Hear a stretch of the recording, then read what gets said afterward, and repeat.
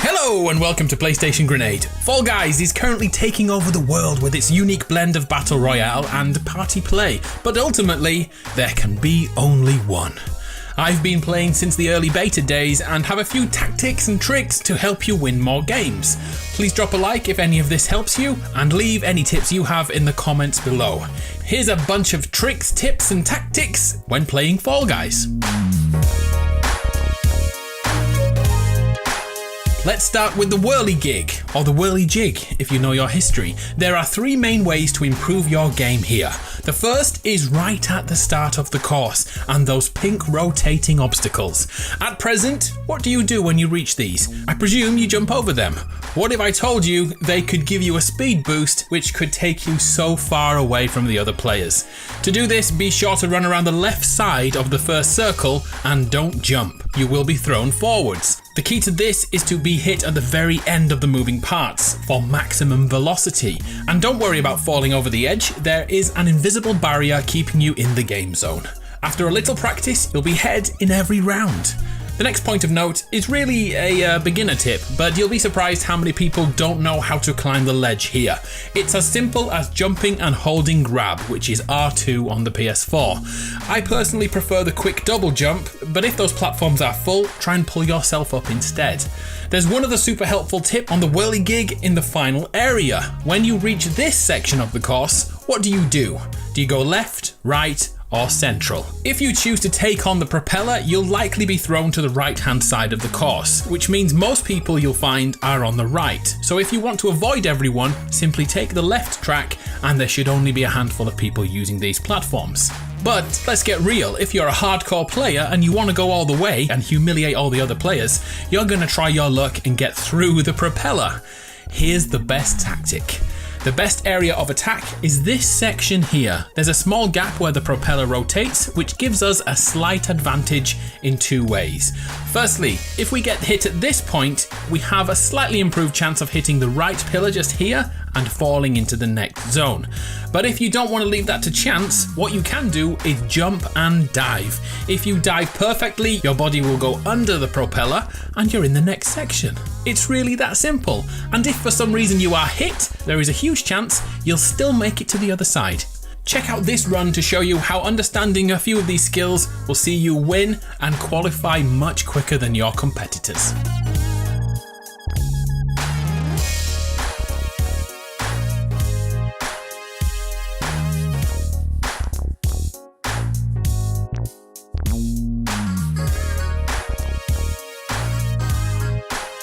Which game shall we look at next? Oh, it's a final level, the fabulous Fall Mountain, in which we must grab the crown at the top of the run.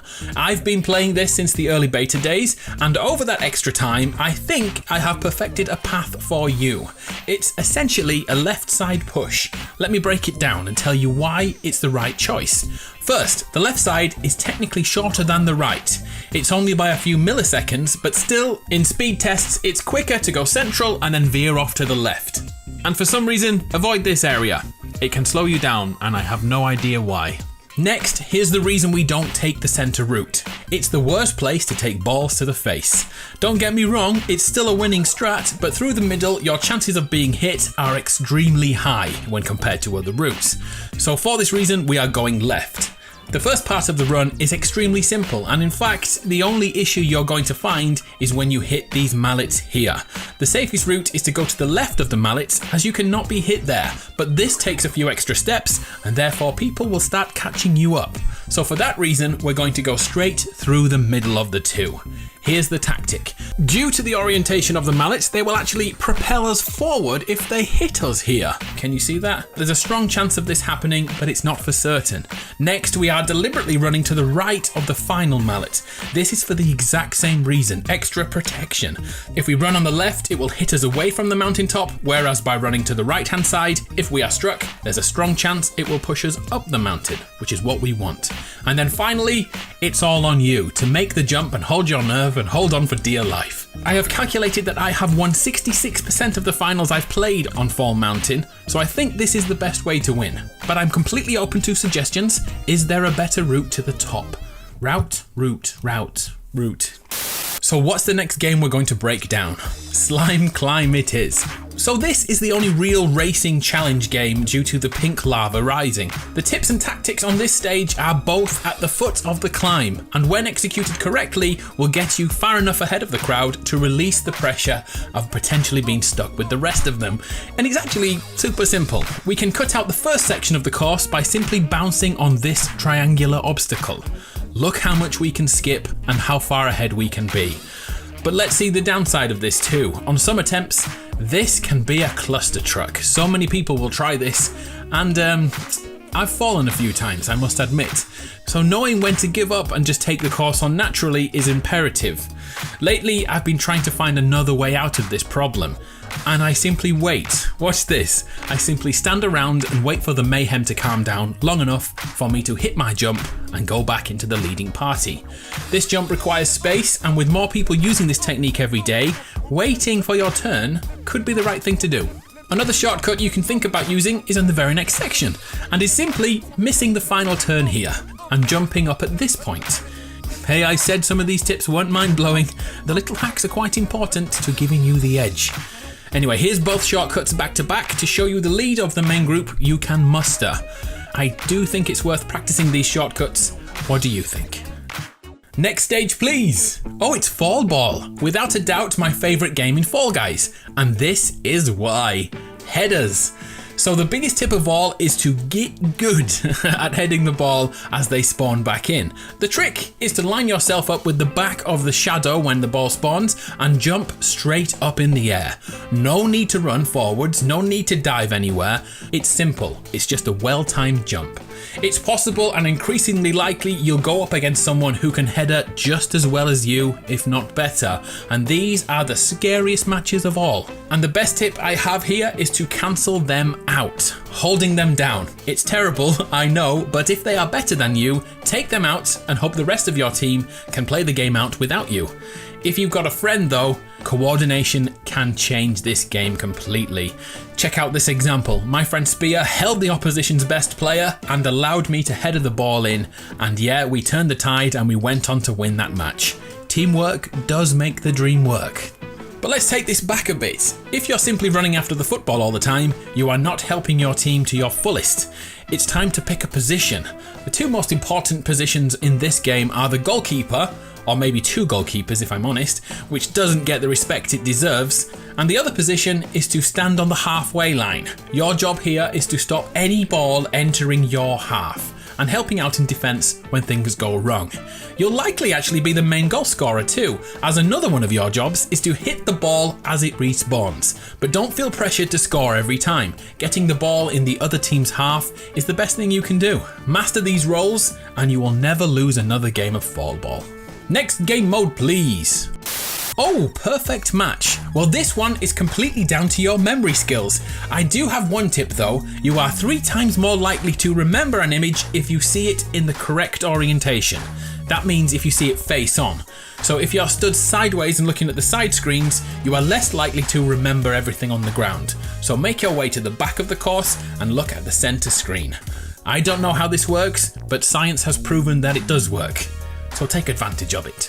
And of course, one of the greatest tips when you forget where everything is, run towards the biggest pile of people, and hopefully they were paying attention and they got it right. And now you got it right. Whoop-hoo! Next stage, Hexagon, the final round which triggers so many people. For this one, I'll break down 2 tactics, one for ultra aggressive players like me, and one for those who want to stay out of danger and slowly but surely win the game. Let's go with the passive style first. This technique, again it's simple and involves breaking the tiles as slowly as possible, jumping 1 tile at a time carefully. Don't get me wrong, I think this is a key strat, but I personally don't like it, as if you mess up once in the late game, this can happen. RIP. That's because people are below you making holes below you. Personally, I prefer to play ultra aggressive. My theory is simple. I pressure other people into making mistakes. I run towards them like a game of chicken, and if they don't move, I deliberately cut off their path wherever possible. I only go defensive when I have a clear advantage of height or there are only limited tiles remaining. This won't guarantee you a win, but playing aggressively moves the game forward quicker and shortens the wait. And you'll be surprised how many people don't play well under pressure. Oh, in fact, there is one more thing I see people miss often, and it's simply looking at the layer below them and knowing when there's a right time to fall. I know this sounds backwards, but if you're following a line of tiles which have nothing underneath, you're putting off the inevitable. You're going to drop into the pink stuff. So my advice is to be aggressive, look at where the best places to drop are, and switch to slow jumping to guarantee the final win. Good luck. You're gonna need it. Our next game mode, please.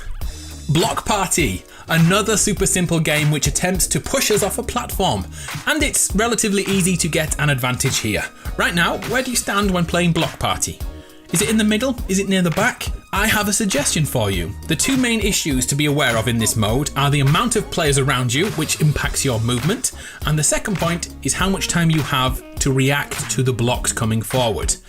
To rectify both these issues, I currently stand here and look off the edge of the platform. Usually I'm quite secluded, maybe there's a couple more players here, but the main reason we're doing this is to get a view over the pink lava to see the exact moment the shapes rise up.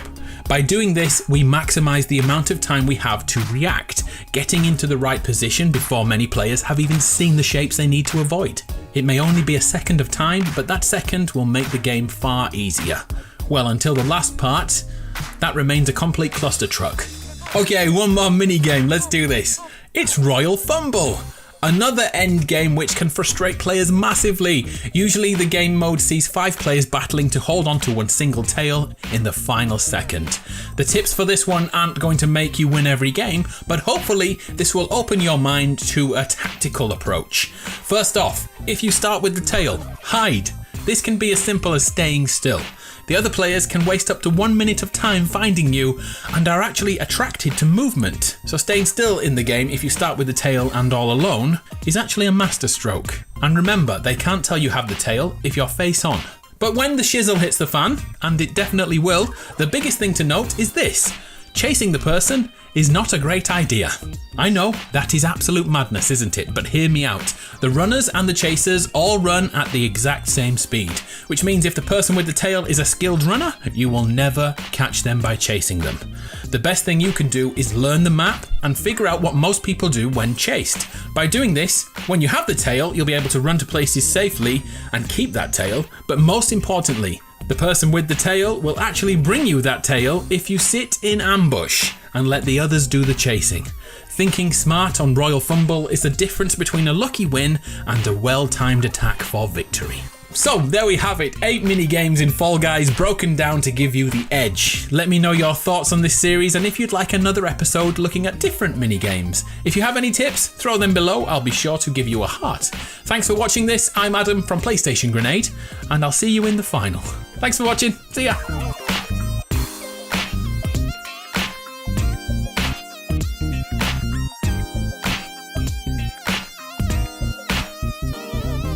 Yeah.